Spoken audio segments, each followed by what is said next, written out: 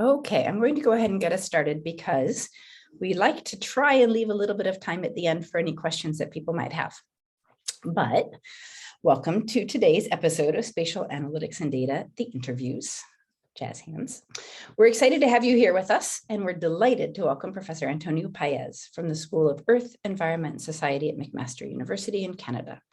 Antonio's research spans a variety of subfields, with recent work on accessibility, spatial filtering, aging and mobility, spatial analysis of qualitative variables, transportation and social exclusion, the influence of the built and social environments on travel behavior, social networks and decision-making, telework adoption, and even blood donor behavior and trends.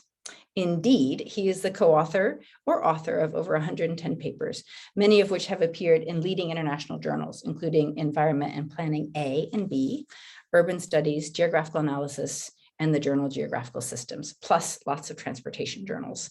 The list goes on and on and on. He currently serves as editor-in-chief of the Journal of Geographical Systems and sits on the editorial boards of a number of other journals. In other words, Antonio is quite active in the field. If you haven't joined us for an interview before, this is how it works. So I'm joined right now by my two co-hosts, Daniel Arribas-Bel from the University of Liverpool and Levi from the University of Bristol. And over the next 45 minutes or so, we're going to take it in turns to chat with Antonio and hopefully leave a few minutes at the end for questions. If you'd like to ask Antonio something, if you can use that Q&A button at the bottom of your Zoom screen, that's easier than the chat, just because the chat has lots of different options and sometimes you miss things. But if you use that Q&A option, everyone will be able to see it and people can upvote the questions. And if we've got time left at the end, that's where we'll start as soon as we're done with the formal part of the interview. And so with that, I'm going to turn the stage over to Levi. Great, thanks, Rachel. So let's see here. No, that's not right. Yeah, there we go. Thanks. So, hello, Antonio. Nice to chat today. I was wondering if there was anything, you're working on recently. How are things going? Well, it's quite an exciting time. We are working on a big project, Canadian project that's looking at transportation equity and justice. So it's a project led by my former PhD student and very active and super smart guy, Stephen Farber. And so that is what I plan to spend a good chunk of my time this year, which also happens to be my sabbatical. Nice. I see. Okay. Well, that sounds like, very fun stuff. It also sounds like stuff that you've been working on for quite a while, right? Topics and ideas in that way. Going back a little bit, I know that over your kind of academic career, you did your sort of university education in Mexico, and you did your PhD in Japan. Can you walk me through a little bit about that kind of change in phase from sort of finishing your undergraduate, getting a little bit of industry experience, and then going on to Japan? Yeah, so I did my undergraduate in Mexico in civil engineering. And in fact, all my formal training is in engineering. I was adopted into geography when I moved to McMaster. But the transition from undergraduate to industry to graduate school, to me, had to do with how I much enjoyed being in school. I really like being a student, and partly I think it's because I like being intellectually stimulated. So being in school meant that I was continually being challenged to learn new things. And once that I finished university and had some time in industry, I realized that maybe that was not quite the place for me, that it'll be a place where I guess you can challenge yourself, but that I was sort of hitting the point where, okay, what I've learned in the past 6 months is probably something that I could continue doing for years and years and never again feel that sort of, intellectual challenge. Sure. So that's when I started looking into going to grad school, and what led to, the rest of my career, although at the time I was not quite sure what I was doing other than sort of following my beliefs, which was I like to learn, and I would like to do more of that after university. Well, not just anywhere too, right? Going to Japan in specific. How was that? How did that even get on your radar? What were you kind of interested in or thinking about when you decided to go to Japan? Yes, so that's something that I think the seed for that was planted quite early in my life. I watched a series. It was one of the famous popular science shows that was running at the time, Cosmos with Carl Sagan, which I think was hugely influential for a lot of people. But in my case, there was a particular episode talking about evolution. And it was set in Japan, talking about how fishermen will pick up crabs, and then if they saw a face on the shell, they would throw the crab back to the sea.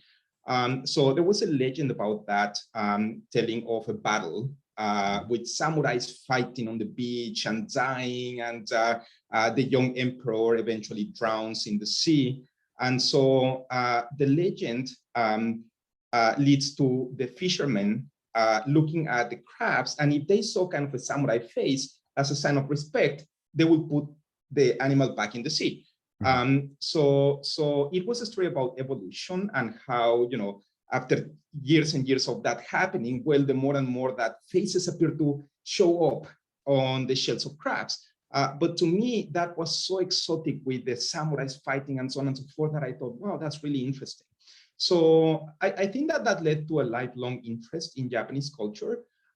So when I thought of going to grad school, I had sort of, you know, already an interest in going to a different place. And grad school, I think for a lot of us is kind of a one in a lifetime opportunity to try something different. So to me, that something different was, instead of going to the United States or to Canada, like a lot of Mexicans will do, I thought, okay, so this is my chance to live in this place that I'm interested in, maybe to learn a new language. And to top it all, the Japanese government was sufficiently generous that it gave me a scholarship. So everything sort of came together for me to go and study in Japan. Very nice. And then when you were there, of course, you kind of did get a firsthand experience of culture in Japan. I was wondering if you could speak a little bit about kind of how you found the academic culture. How did you fit into Miyamoto's lab, and how did you find that procedure, or that process? Yes, well, it was not easy, and there was some culture shock. Definitely, I think that, you know, anyone who goes to a different country will probably experience some of that, even if it's a cousin or a related culture. Going to Japan, of course, means going to a completely, you know, my frame of reference is gone. Sure. So there was a little bit of a challenge, but I was also very fortunate that Miyamoto's lab and all my fellow students and other academics in that environment were very supportive and very understanding of what it was for someone coming from, you know, a different culture to learn from them, to live with them, to study with them. Thankfully, I was allowed to be a little bit eccentric. So I was not expected to, you know, follow all the rules, and I did bend a few, I guess. But I think that I adapted well with all the support that I received, while receiving also some accommodations for, okay, so this is the, you know, this is the foreigner. We don't think that he can follow every single rule as if he was Japanese. And in the end, it was a challenging but very, very rewarding experience that enriched me, not only on the academic side of things, but I think that also, you know, it was absolutely one of the defining experiences in my life. I see. Yeah, I mean, it's totally understandable. At that point, you had kind of finished your lab work. You said you'd worked a little bit after your PhD there, but then it came time to kind of figure out if you were going to stay in Japan for the long term or kind of make a change. And it eventually you landed in Canada. But can you talk a little bit about your kind of life and experience at that kind of transitional moment between your PhD and your first academic job? So when I finished my PhD and I stayed for what essentially was a postdoctoral fellowship. It was technically a lectureship, although the terms mean different things in different places. Sure. At the time, my aim was to go back to Mexico. I'm originally from Mexico, and I always thought of the scholarship that I had received from the Japanese government as a gift to Mexico. Yeah. We'll take, one of your brightest, and we'll give them an education for free, and it's kind of a gift to Mexico. The issue for me was that the timing didn't quite work out. It was challenging to find academic and scientific work in Mexico at the time, despite the fact that there was a lot of lip service saying that there was going to be a marvelous, science and technology plan for the next 5 years and so on and so forth. But the experience was difficult trying to find a place back in Mexico. And after a few attempts and eventually one that did not pan out, despite a lot of exchanges, and I actually submitted an application and it did not quite work out. At the level of administration, someone said, "Hey, wait a second, this is an engineer. We're a mathematics institute." And I was like, "I told you from the start." I was quite frustrated with that. Yeah. So at that point, I decided that much as I wanted to go back to Mexico, and I thought that I was a gift from the Japanese government to Mexico, that it just didn't feel that I could make a big impact. Sure. With a, enthusiasm is no substitute for a system that works well. Yeah.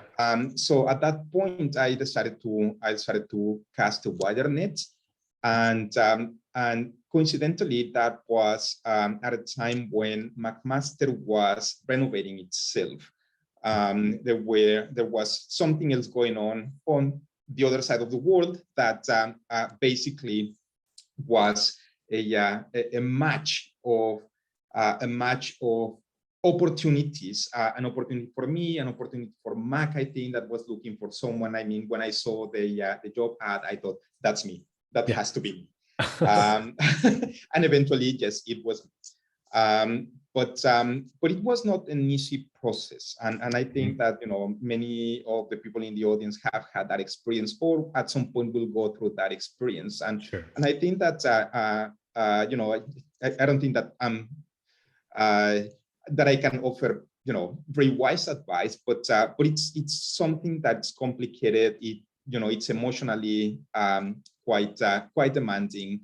But I think that what made me move from, my desire to go to Mexico to cast a wider net and eventually finish up, end up in a world-class institution was that I had a lot of faith in myself, or I was plainly arrogant, and I thought I can be anywhere.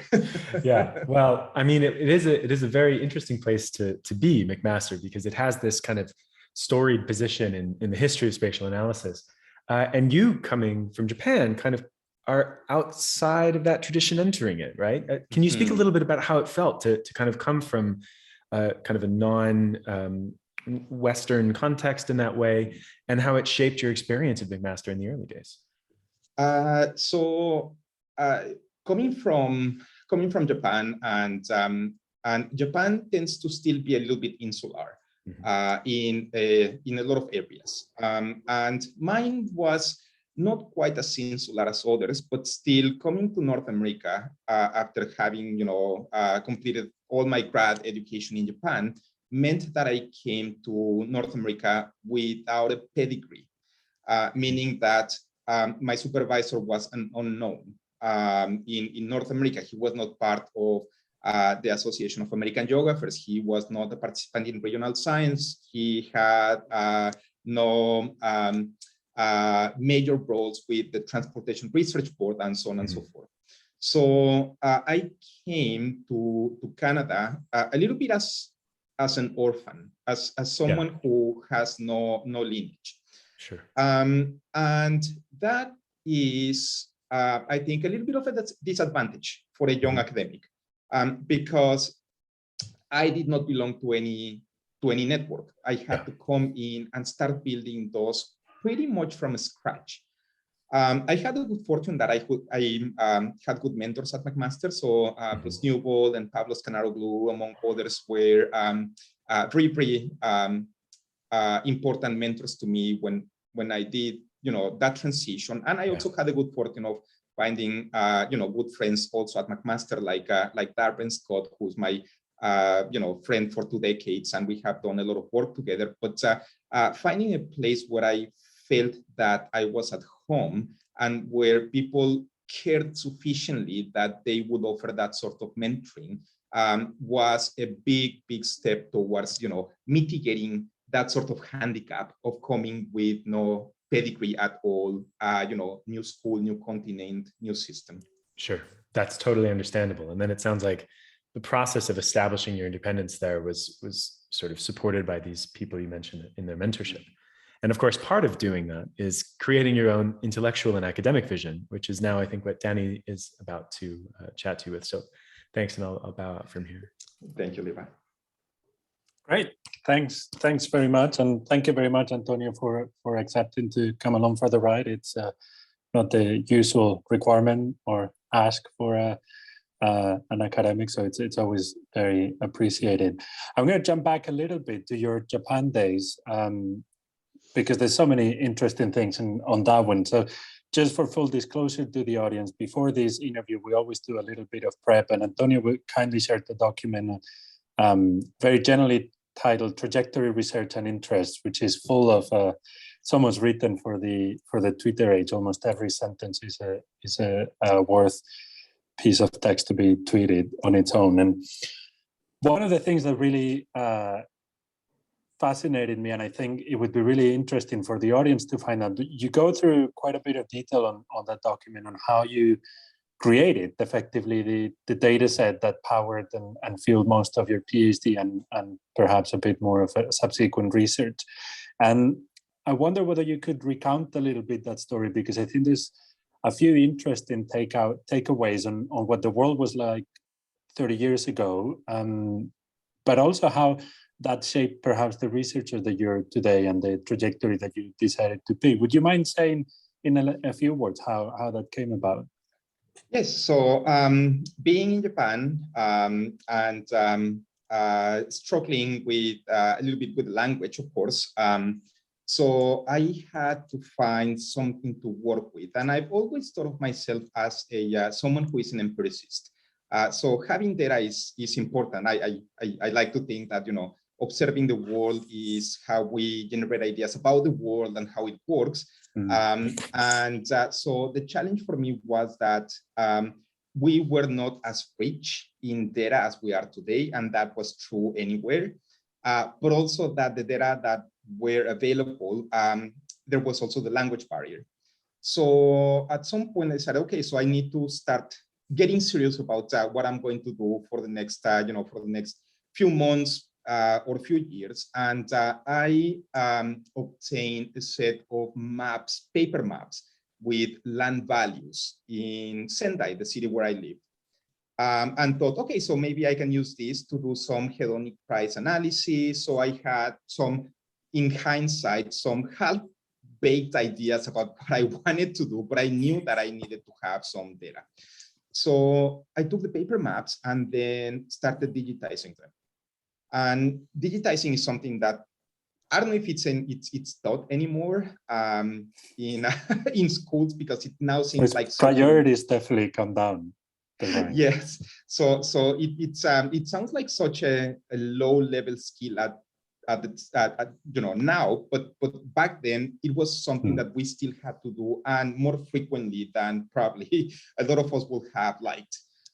So digitizing maps meant that I spent days and days with a digitizing tablet and putting points on a map and basically collecting all that information. So one of the things that that experience has taught me is how far we have come in spatial analysis.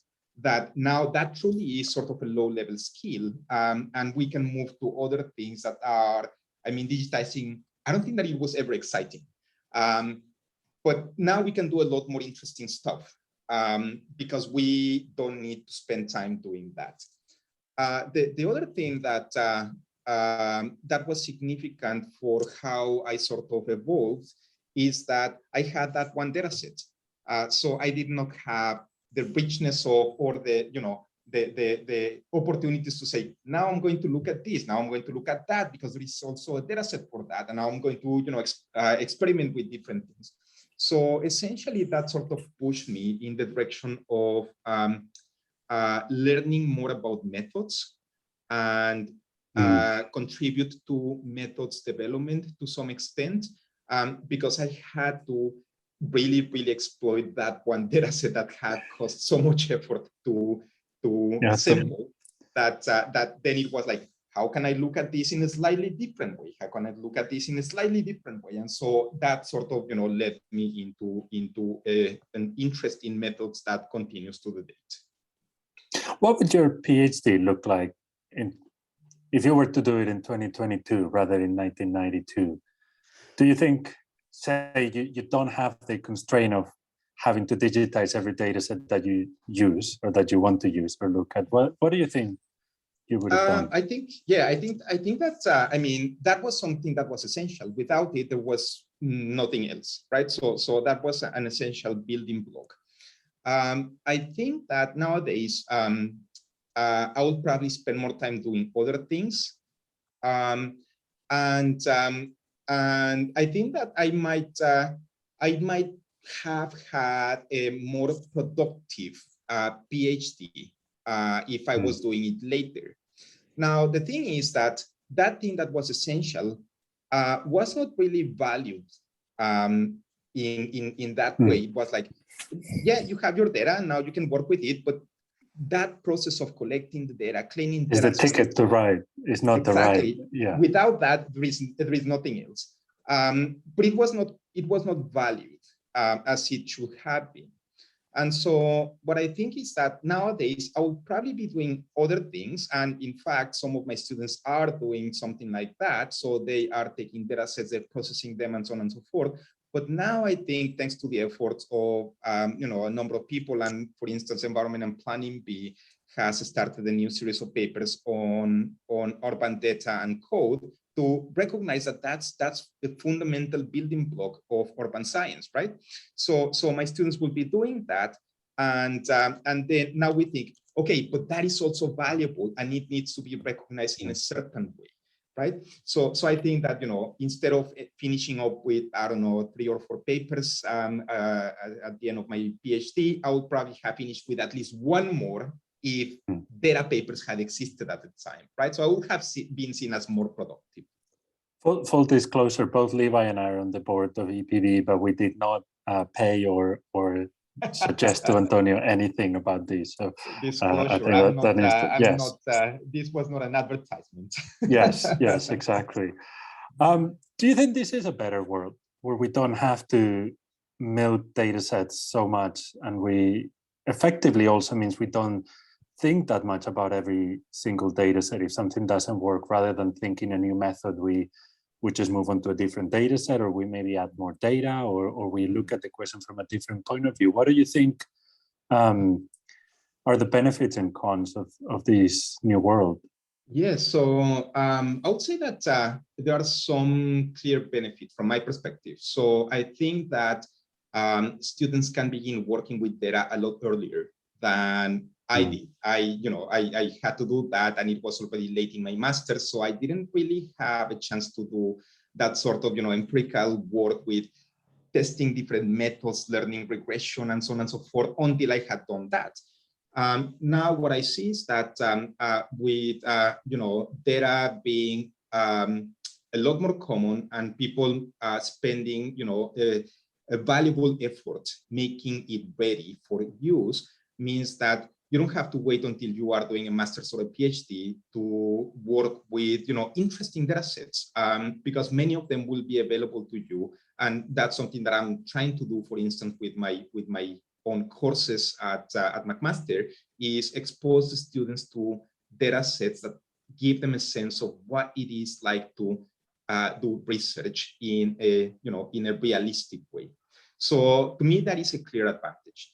The disadvantage, of course, is that we are producing data at an incredible speed, so that many data sets are not fully used. So I think that, there is an underutilization of existing data on the one hand, something that I think can be ameliorated by just making this data more easily available to more people, right? So it used to be that you have your one data set, it was very expensive to collect, it's mine, right? I'm not sharing. Yes. And if you want to use it, I have to be a co-author, right? So I think that a lot of data sets were underutilized because of that sort of mindset. I think that, if you just put them out, people will find interesting questions. They will find interesting things to do with them, even if it's learning, even if it's research, even if it's just curiosity, but that the data will be utilized a lot more than they have been historically. So that's a sort of a downside, but an opportunity. And the other is, like Rachel was talking today, I accompanied her to class, and that we collect data unevenly. So the other thing is that we collect data at high speed, but in very uneven ways, right? So that there is still a lot of room for improvement there. Yeah, there's so much I would probably could talk about this crafted data set, but I'm going to move on. And if you keep reading on this document, there's a bit of a background on the trajectory and how Antonio Paez became Antonio Paez. But even in the first section, you describe how you effectively, you don't call it like that, but your transition from an engineer to a geographer, how you went to Japan on an engineering PhD and started more and more feeling the attraction of the dark force, if you say, of the power of space. And there's a couple of things that I wanted to pick up from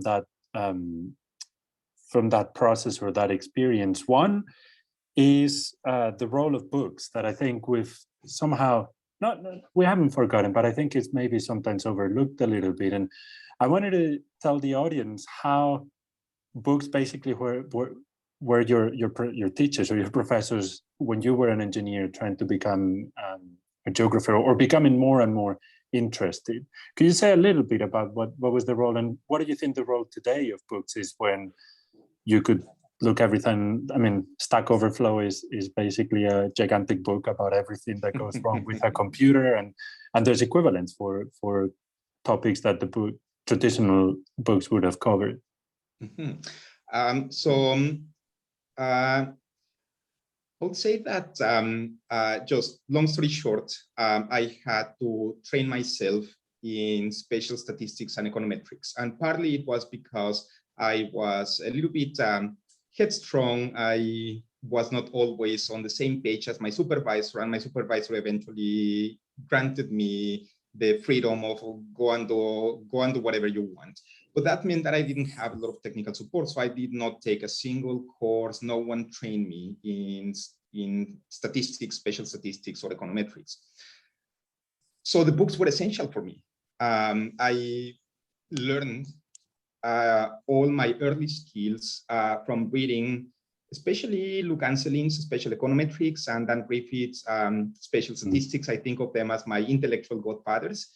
And without those books, I think that my life would have been very different. I mean, not just my research, my life would have probably been different without those books. The thing is that those books were expensive. So I had to order. I think that Amazon was just getting started, so it was possible to make an international order, and I could get the books, but they were expensive. It took a long time to get them, and so on and so forth. So in a way, it was a privilege to have the resources and the ability to, get those resources. What you mentioned in terms of the books being a little bit overlooked is that increasingly there is pressure to publish in the shorter format of a journal article for young researchers and academics. So that is what most people will think is what will give you your initial boost in your career. And that consequently there is less of an incentive to write books, at least in quantitative geography, less so in other parts of, in other disciplines, I guess. But the question is, can we just,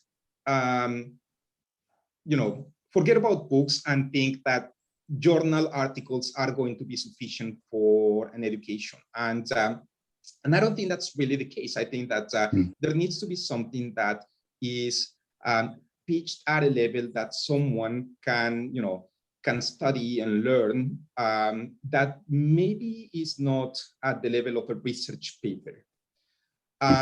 What I see now is the emergence of open educational resources. And so my view is that we are probably going to see a golden age of new books that are going to be unlike anything we've seen before, that are going to be hybrid models with printed versions as well as web versions that are going to be increasingly free. And to me, that development, if it does, happen in that way, means that there will be probably a lot of those resources. Some will sort of, come to the surface. The best ones will come to the surface. And what that means is that it will not be just one privileged student in Japan who has the money and the resources and, to order a book and so on and so forth, but something that will actually be available to anyone with an internet connection. So I see that as, books having this power to become, a very powerful democratic way of disseminating knowledge to a much broader audience than just, a few privileged few in elite, universities around the world. That's pretty empowering.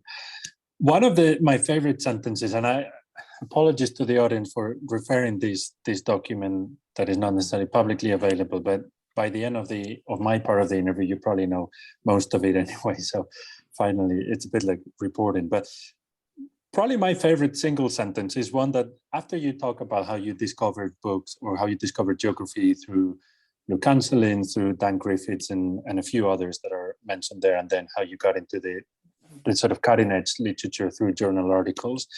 You say more generally, I also realized that spatial thinking was an extremely useful skill. And then you move on to something completely different. It's in the middle of a paragraph, in the middle of a section that very unassuming, but that struck me as probably one of the most pivotal moments in your career. Maybe you didn't realize at the time, but I think at least for me and for other people is when you think that space actually has a role to play, that you've sort of married this world for the rest of your life. Could you talk a little bit about what you mean? Well, what you mean by spatial thinking, and what do you mean also by extremely useful, and to what extent that's evolved in your career since the early 90s? So spatial thinking to me was sort of a dawning realization, right? So it was sort of something that happened in a slow way. I did not intend to become a geographer. It's something that I sort of drifted into following my interests. But it's something that has stayed with me forever. And it's, now it's hard to say, when did I have that realization? Because it seems that it's been there for a long, long time now, for decades.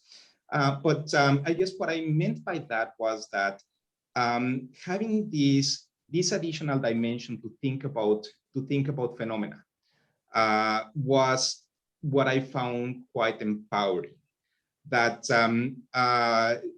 we in geography, we have all these different sources of theory and concepts that are extremely powerful. I still find, for instance, Hagerstrand's time geography, which is not new by any means. It's from the early 70s, maybe. But I still find that extremely powerful to think about a lot of different things, right? So same thing for, things that will be sort of old school or classical locational theory, like central places and, the isolated state and its update by Alonso and so on and so forth. And all those ideas that sort of expanded my mind to think about things that happen in space. So there is a where, there is also a when. It has proved a very powerful tool for me to think about, problems that I'm interested in. And that complements all those, other methodological tools that I have at my disposal, so that I can, sort of see, okay, this is a mental map for something. I can sort of map that to some tool that I can use to explore that. So that is, I think, something that, in other disciplines, they would say, oh, for me, that is differential equations, or for me, it is, finite element analysis, or, there will be something like that in every single discipline. But I think that in geography, it's that sort of, merging of conceptual mental models and, with mathematical models, with analytical tools that really have been a very powerful source of inspiration for my imagination. Yeah, I really like the complementary notion, the idea of mind expanding rather than replacing things that are done differently in other ways. I think there's a lot to be said for integration. Antonio, thank you so very much. I could probably take up a lot more time, but it wouldn't be fair to Rachel and the audience, who also richly deserve this cocktail party. So thank you very much, and I'm going to hand you over to the next part of the interview. Thank you, Danny. It's really a shame. Every time we do these interviews, we realize how nice it would be to have hours of being able to talk to each one of our guests. So we've come to the final bit of the interview. And for those of you who have not attended interviews before, this might be a little bit of a surprise. But first, I'd like to thank Antonio for your willingness to play along with this next bit of the process. So to liven things up a bit, we invited you to imagine that you're invited to a dinner party, a sad dinner party. And the original inspiration for this part of the interview comes from Desert Island Discs, which is a UK radio show that asks guests to imagine themselves as castaways. And I think after 2 years of pandemic isolation, many of us probably feel like we've already been marooned on an island. Certainly I do, because I have been, literally. And what we really, really want is interaction. So we're going to have a sad dinner party. And your invitation asked you to bring along 4 people as dinner companions, a book in case you get bored and have to entertain yourself, and some small talk for the mellow after dinner conversation, including a nugget of wisdom, a regret, a fortuitous event, and one formative memory or experience. Now, we've got just under 15 minutes. So if it's okay with you, we'll go ahead and get started. I'll seat everyone at the table, and then we'll sort of see how the conversation develops from there. So for your dinner, you would invite, who would you invite? I will invite you and Kurt Vonnegut, the writer, and Ursula Le Guin, the science fiction writer as well. So I wasn't sure if the 4 included you, or it was 4. Well, you didn't have to invite me. You also gave me the name of Charles Stross, who I had to Google. Oh, yes. And Charles Stross, absolutely. So it'll be, yes, that's what I said. So Kurt Vonnegut, Ursula Le Guin, and Charles Stross, and you as our host, and myself. So I'm curious, sometimes I'm curious like what the dynamic would be around the table. Sometimes I'm curious what the topics would be. I'm a little bit curious, what was your process? Like, what process did you go through to eliminate all of humanity and come down to just 4 people? So this is like a once in a lifetime opportunity, right? So it's a sad dinner, and probably I would like to spend that with people who I may not have a chance to spend time with otherwise. So it's a little bit like going to a conference, and if you can get some quality time with people that you admire, you can always learn something from them, right?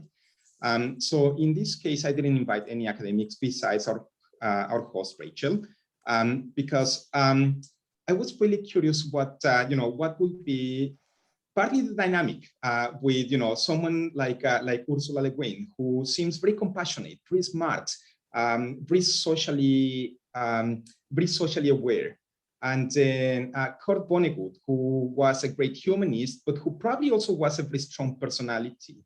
And Rachel Franklin, who is also a very strong personality with, very interesting views and very interesting conversation. And Charles Stross, who is just an amazing, interesting, smart guy. So I imagine that the dinner might go super well and we will have an amazing time, or it may end up in a fist fight. Well, I had to Google Charles Stross because I knew who everyone else was. And I don't want to hold us up because this has nothing to do with the kind of space we usually talk about, but what is a space opera? Space opera is the kind of science fiction that happens at the galactic scale. So it's, civilizations and worlds and planetary systems. So it's something that tends to happen with this backdrop of everything in the galaxy. But that often is sort of centered on, tiny bits of humanity, which is sort of, a really interesting way to sort of see the big and the small. Yeah, I'm feeling like we need space opera incorporated more into our daily lives as geographers. Now, I also asked you to bring a book in case you get bored. What do you think? I think it could be whatever I was reading at the time. And I often read two things in parallel. So at the moment, I'm actually reading a space opera. And I'm hugely enjoying it. It's very humane, and it has lots of interesting, challenging ideas. Makes you think about what does it mean to be human. What if we met other sentient species, or even machines that became sentient, and what does it mean to have relationships? So a lot of interesting things there that fuel my imagination. And I just got a new book today. Called The Home of the Future Gods, and it's a dystopian novel. And I was interested. I had seen it before, but I bought it today after seeing the news out of the United States that there will be some important political struggles over there. And so I felt like reading some dystopian futures to sort of, anticipate what challenges we would face in the next few years, maybe. So I think my reaction would be to go and find something super cheerful to take my mind off of the unhappiness. I spent all the pandemic watching zombie shows and movies. Fair. I think to me it's like, life is horrible enough. I'll go and watch something even more horrible. Well, I feel like that might be a key insight that we derive from our interview with you today. So now we're going to transition a little bit for the last little bit of my piece of the interview. So we imagine that the plates have all been cleared, and now our conversation takes a more reflective tone. And I wonder if I could ask you to talk first about what you would consider to be one of the most formative experiences in your life. Mm-hmm. So there have been a few, but I think that going to Japan was probably one of the key ones because of the magnitude of the change. I mean, going to university was great, but I was not far away from home. I was really excited to do that. I lived with my cousin. So, it was definitely a formative experience, but going to Japan was that, but like the power of 10. And so that I think is something that broadened my horizons in ways that would have been to achieve otherwise. I mean, there is never a counterfactual for life experience, but it's difficult to imagine something that will be as formative as living in a different country, in a different culture, learning a different language. And the transition from Japan to Canada, it didn't feel that momentous. It after living for 7 years in Japan, coming to Canada felt almost like coming back home. It was a Western culture that I didn't really know, and I can tell you the story of my first visit to Canada. But essentially, it was something that, okay, this is, we have similar roots in the West, similar philosophies, similar religions, we have similar pop culture, or we have, shared pop culture for a long time. So it felt almost like coming back home. It didn't feel as momentous in that way. But what about the language? I mean, so had English been, did you already speak English when you left Mexico? And then did you speak a lot of English in Japan, or? I spoke English poorly. I learned English playing Dungeons and Dragons. So I could read, I could write a little bit, but I didn't really speak it until I went to Japan, and then being part of a broader community with friends from Canada and United States and New Zealand and Australia and whatnot. So that's what I really started practicing. And then coming to Canada was sort of what sealed it for me. So I would say that I was functional, quite proficient in English, but then it just became naturally my second language after living there for some time. And would you say that it's still your second language, English? Spanish is absolutely my first. Ah, interesting. And has that been a conscious decision, do you think? I mean, because now you've been at McMaster for, well, over 20 years, right? Yes. And in Canada for this long, that's a lifetime. Mm-hmm. I don't know if it's been a conscious decision. It's when I get angry, I think in Spanish. It's like my emotions are in Spanish. Intellectually, I think that I'm more comfortable in English. So, I struggle to write in an intellectual way in Spanish because I am missing some of the vocabulary, and the style is just not quite the same. But at that sort of more primal level of feelings and emotions, I think that that's really still Spanish. Yeah. I'd like to ask you about regrets. Mm-hmm. You seem to have opinions about regrets. And I would Yes. really like to push you to take a stand on whether you have regrets. Yes. So I think that I have been a regret minimizer most of my life, which means that that has been a conscious decision. I mostly have done things in a way that avoids having regrets later on. So I don't have many genuine regrets, things that I say, oh, I really wish I had done things differently. I think that, when I look back, it's like, yeah, that was, I'm good with that. It's, not everything was good. Some things were painful experiences, but it's like, yeah, no, that was meant to happen. And I don't really regret that. So the one of my few true regrets, if you push me, is when my relationship with my former spouse was falling apart. I started a brushed and very unwise relationship with someone. So kids never brush into some pretty eyes. It always ends in tears. Okay. Well, that was probably not the advice that I was thinking we would get. When you think about, so professionally, when you look at papers that come out, or you see people moving places, or you look at sort of the way our professional landscape shifts and evolves, do regrets emerge from that ever? Not at all. I think that I have been very happy. And one of the reasons why I have been so happy in geography, having been adopted into the discipline, is that everything happens somewhere, which means that pretty much everything that you can think of can be seen from a geographical perspective.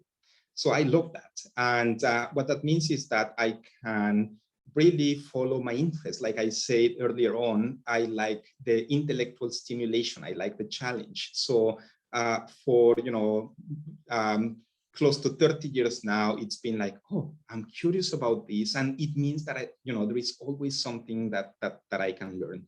I have my first love, spatial statistics and econometrics is sort of my first love, and I keep coming back to that. But at the same time, this means that I have been able to explore things that, if you had told me when I was a student of engineering one day you will be interested in social networks or blood donation. It will be like, get out of here. I don't know where that comes from. And yet it's things that I've done, and I have been very happy with that.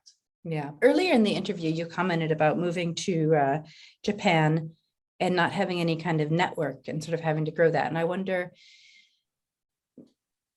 would you say now that you feel like a very networked person? And if so, what role networks play for you? So that's a great question. I'll need to think a little bit about that. But I would say that I do have some, I think that I have a really good network. I don't know if it's super large, but it's very high quality. So the people that I consider part of my network and that I think they would probably say, oh yes, Antonio is part of my network, are people who I really like, whose work I admire, who I have a good, a good connection with them at a personal level as well. So it's fun to talk about books, memories, as well as academics, right? Yeah. So that said, I don't think that I truly have like a disciplinary home. I mentioned a few sort of, groups earlier on. So the AAG, TRB, regional science, and I don't really feel like any one of those is my home. I kind of see myself more as someone who visits places and finds interesting things there, but that hasn't really stayed there long enough to become like a resident in any of those places. So that's just a quirk of mine. I don't know how common it is.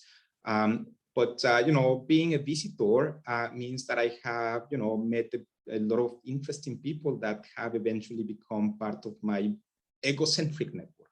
Yeah. Well, we're almost out of time, and I wanted to close by asking you about a piece of wisdom or lessons learned. If you were to, I don't know, if you had your audience gathered at your feet, would there be something that you would want to leave them with? As an elder, an incipient elder in the field. Yes. So I was chatting about this with one of my students recently and saying that, I just, say things and then, sometimes people will think that they're wise and I don't even realize. So a piece of wisdom, I started collecting my pieces of wisdom in little quotes that I will attribute to someone else. And so I have a bunch of those. And I think what I would say is that you have to really believe in yourself.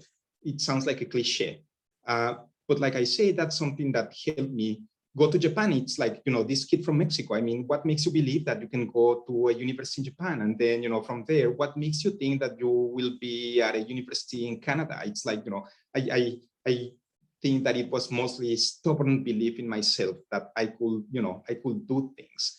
And so I think that the first duty that we have to ourselves is that sort of faith. It may be rational, but without it, it really becomes difficult to accomplish anything. Yeah. Well, when I asked you about this, you replied, the thing about wisdom is that by the time you get it, it's often too late to do you any good. Yeah, which in a way, I think actually is a piece of wisdom. It's a warning, right? That, a lot of times hindsight. When you get it, it's like becoming wise means that you have made mistakes, you have, screwed up. I mean, I don't see how you get wisdom otherwise than, by going through painful situations that force you to think, reevaluate, and so on and so forth. And so, yeah, it's like by the time you get it, it's because something already forced you to get to that point. So, yeah. Well, with that, I'm going to invite Danny and Levi to turn their cameras back on. I imagine that we've got some questions, but a lot of times Danny and Levi have something they'd like to follow up on. Yeah, we all have unanswered questions. There's a couple of comments, one on the Q&A and one on the chat. Ricardo Barros asks, some researchers believe that great questions to be pursued in science are the ones you also have an edge for it. What are the questions that you think are relevant in geoscience, but the approach for it is still missing something? Thank you. So that's a great one. Yeah, thank you. Thank you, Ricardo. One of the great things about, so many people doing science, I mean, more than at any other point in history, is that we have all sorts of questions. So what may seem important to me may not be as important to someone else. That said, my span of attention is really short. And I think that's, that also helps to explain why I have sort of done all these different things in transportation, accessibility, spatial analysis, blood donation, social networks, and so on. I'm just curious and I like to learn. But today, listening to Rachel in her last lecture of the term, I was thinking, wow, what about the inequality in how we assign uncertainty?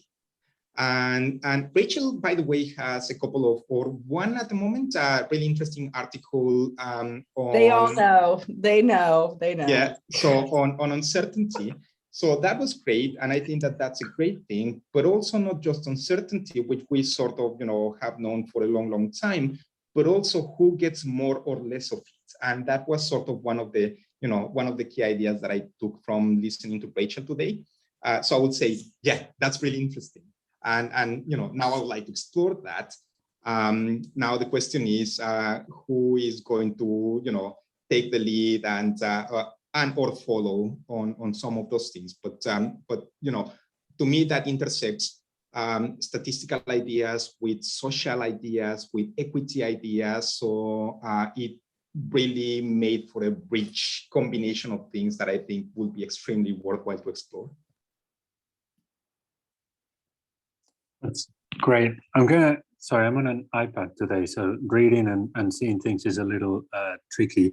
There's a second question which I think is fascinating by Shaila Jamal. She says, or they say, you're one of the most kindest professors and greatest mentors I've ever came across. Do you have a plan to write a book or maybe a series of workshops on how to be kind in academia and a great mentor? I think that would be a great resource for anyone who needs to improve their kindness or someone younger who wants to really learn something on being human. It's my realization that in academia, we talk a lot about the technical knowledge, but not the human part of it, which still needs when working with others.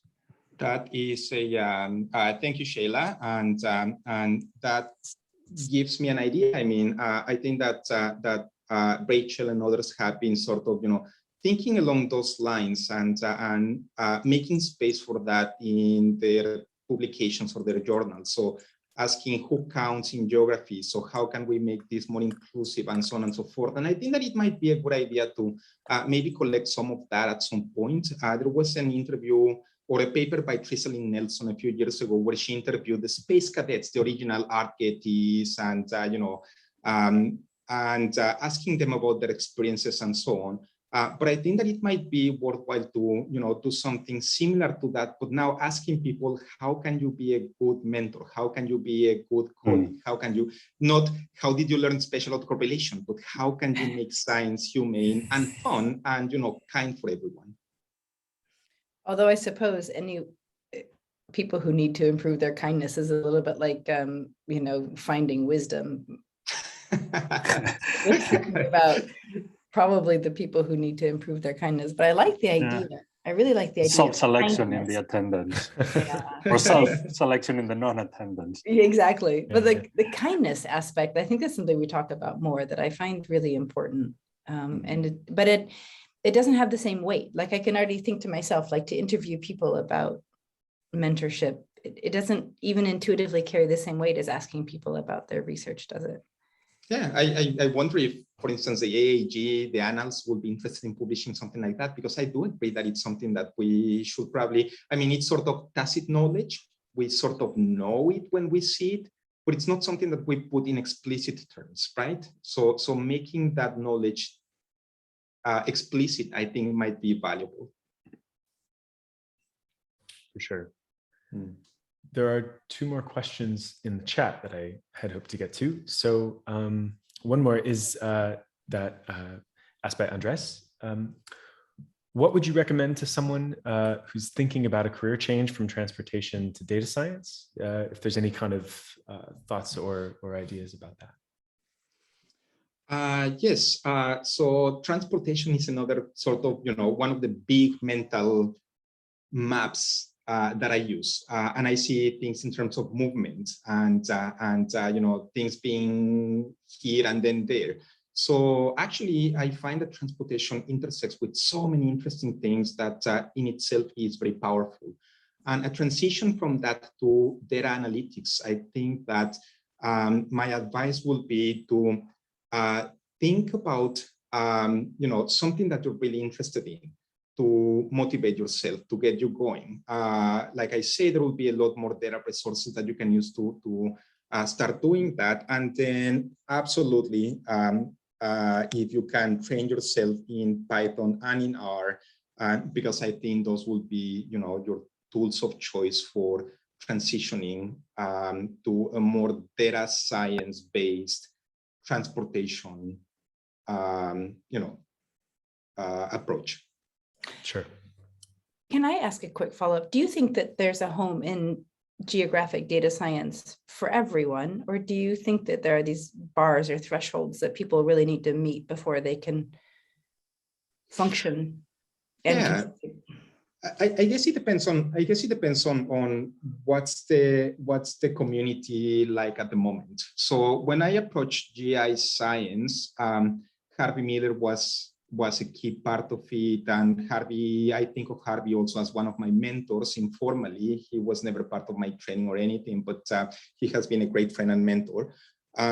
But then a few years later, I found that GI science had sort of drifted more towards the computational and not the kind of the data science, but rather the ontologies, the data structures, and so on and so forth, and with a much stronger computation, but like computation science flavor. And my anecdote with that is that twice I was invited to be in the board for the GI science conference, and both times I submitted a paper and it was rejected because it was not GI science enough. So I guess it partly depends on what is sort of the dominant community there at the time. So there's one last question, I would say, in the chat. I'm conscious of time, so hopefully we'll kind of finish on this one. Someone is asking, Raphael is asking, I've not found any or read empirical analyses drawing on cases from in Mexico from Antonio. Do you have a favorite one? And if not, why? Do you have something in mind? Yes, so transportation in Mexico, transportation research is not super developed, and partly it, relates to what I was saying before, that it was difficult to go back to Mexico and find a position as a researcher or an educator in Mexico. So I have seen a few things coming out from Mexico, and I think it's partly because there are more resources and so on. So it's this democratization of science, but it's still kind of piecemeal. There hasn't been sort of a critical mass, as you would see, for instance, in Chile or in Spain, that there's been this group of transportation researchers that it's been the work of a generation, but that they have made it into the scene, whereas in Mexico it's more like here and there, but not quite a critical mass to say that okay, there is this happening there. So I'll have to take a look and see what is new, and there might be some surprises there for me. Sure. Well, I think with that, it would make sense to close. Again, conscious of time, and other people may have other places to be. So I just wanted to thank everybody in the audience for attending today. And thank you very much, Antonio, for your talk. I'd like to let people know in the audience that next week we do have a talk by Stephen Farber, same time with spatial analytics and data on a set of things that people might find interesting here on mobilizing justice. Antonio mentioned this project at the beginning of our talk today. So wonderful. Thank you very much for coming, and nice to see everybody today. Thank you very much, everyone. And thanks, Antonio everyone. in particular. Bye.